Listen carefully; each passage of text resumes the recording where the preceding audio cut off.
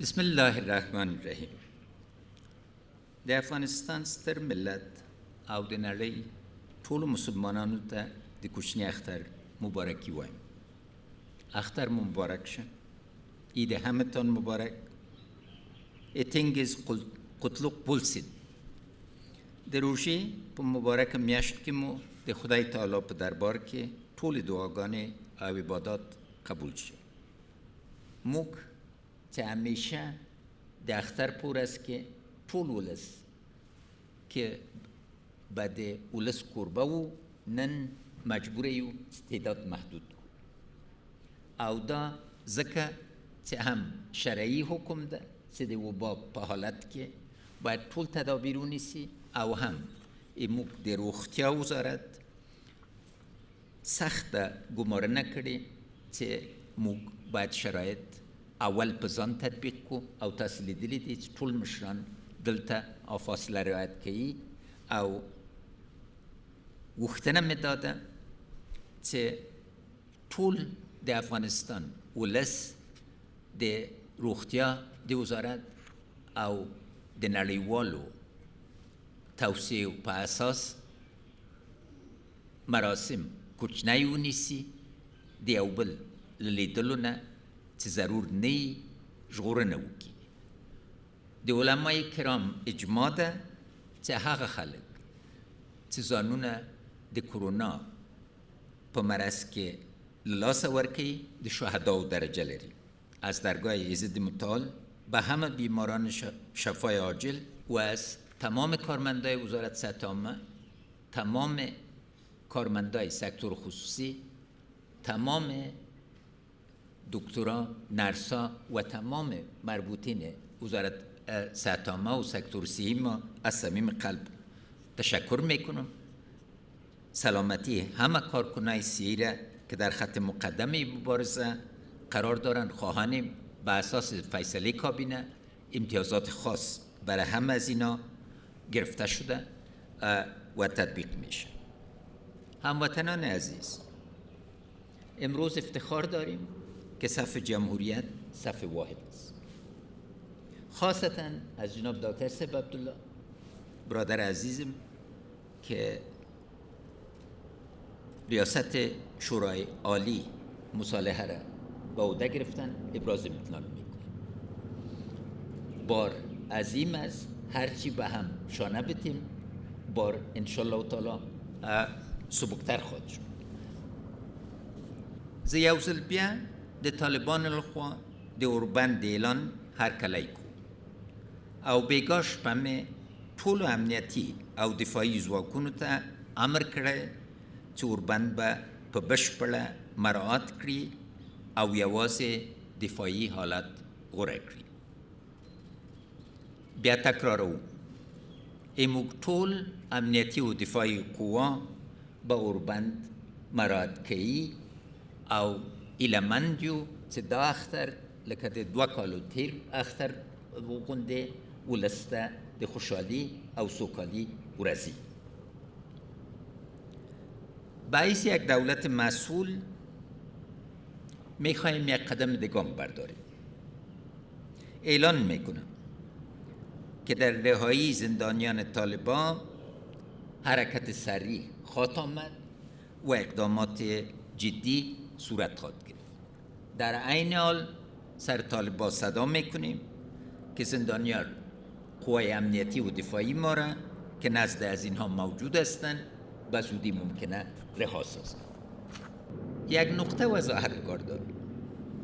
بعض حلقات به طالبان این فهم دادن که آتش بس موجب تضعیف از اینا میشه و اگر با آتش بس بر مدت طولانی رعایت کنن وزن سیاسی خود را از دست خواهد داد. من میخوایم واضح بسازم طالبان یک واقعیت جامعه افغانستان است. جایی که این وزن تثبیت میشه در میز مذاکرات است، نه در میدان جنگ. و ضرور است که بفهمیم که اعلان آتش بس که دولت جمهوری اسلامی افغانستان با برادر و همکارم دکتر صاحب عبدالله از سالهای متمادی موقف ما بوده نشانه قوت است، نه نشانه ضعف. برنده صلح ملت عظیم افغانستان است.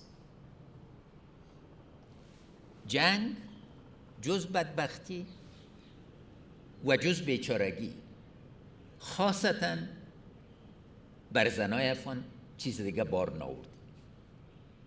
زنای افغان امروز در صف اول اجماع سیاسی درباره صلح قرار دارند، مثل که تمام سیاسیون افغانستان که فضل خداوند دریجه میبینه نشان و تمام مردم افغانستان.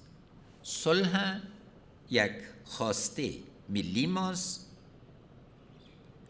و باید بدانیم که موافقتنامه صلح به افراد و گروه ها نه بلکه بر مردم افغانستان تعلق داره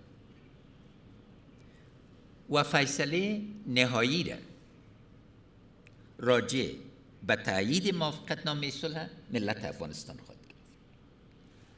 از طالبان خواهش داریم که ملت افغانستان صدمه نزن. هر کسی که مجروح میشه یا شهید میشه یک داغ دیگه است که جبران ناشدنی است. و از نگاه شرعی تمام علمای کرام ما به این نتیجه هستند که امروز جنگ مشروعیت نداره. از این جهت راه حل اساسی شروع کردن مذاکرات صلح است و در این بار هیئت مذاکره افغانستان حاضر است که فوراً مذاکرات شروع کنه. هیئت یک هیئت همه شمول افغانستان است. تمام افغانان در این حضور دارند و این هیئت انشالله تعالی با قوت از ملت و دولت افغانستان نمایندگی خواهد کرد. اساسی هدف د صلح ثبات ده.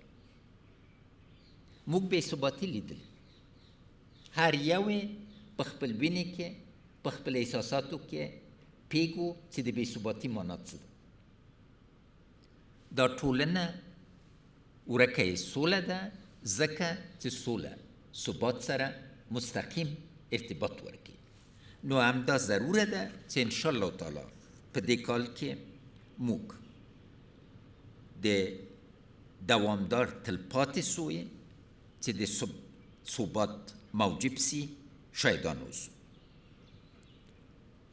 ما د امنیتي وضعیت د بهبود لپاره په تیرو څلورو اونیو کې د ټولو قلوردوګانو او د ولایتونو له امنیه قماندانانو او ملي امنیت له رئیسانو سره جلا جلا د زړورو امنیتي او دفاعي ځواکونو د شرایطو د ښه والي په خاطر تفصیلي خبرې وکړې او د ملاتړ ډاډ مې ورکړ.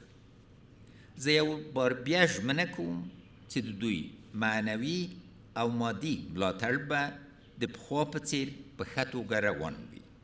داسې ملاتړ چې زموږ د سرتېرو تجهیزات او یاشه به تر پخوا لا بهتره شي. زه د امنیتي او دفاعي ځواکونو څخه مننه کوم چې د خپلو سرونو په قربانولو سره د خپلو وطنوالو امنیت او د هېواد ثبات لپاره مبارزه کوي. زه د دوی له کورنیو څخه مننه کوم چې بچیان یې د ملي ځواکونو لیکو ته د وطن مقدس د دفاع ته لیږلي. یو ځل بیا ټول ولس په خاصه توګه د امنیتي او دفاعي ځواکونو د شهیدانو کورنیو ته د اختر مبارکی وایم. یک افغانستان با ثبات موجب ثبات منطقه میشه. یک افغانستان مرفه موجب رفاه منطقه میشه. ارتباط منطقوی، همکاری منطقوی همه جانبه کلید موفقیت آینده ماست. و در این بخش میخوایم سر تمام همکارای منطقی ما، همسایه دور نزدیک ما صدا کنم که در پروسه صلح و در تحکیم ثبات همکار دوامدار ملت و دولت افغانستان باشه. در خانه بمانید، سلامت بمانید. په کور پاتې شئ چې روغ پاتې شئ. یشسن افغانستان، زنده باد افغانستان، ژوندی دې وي افغانستان.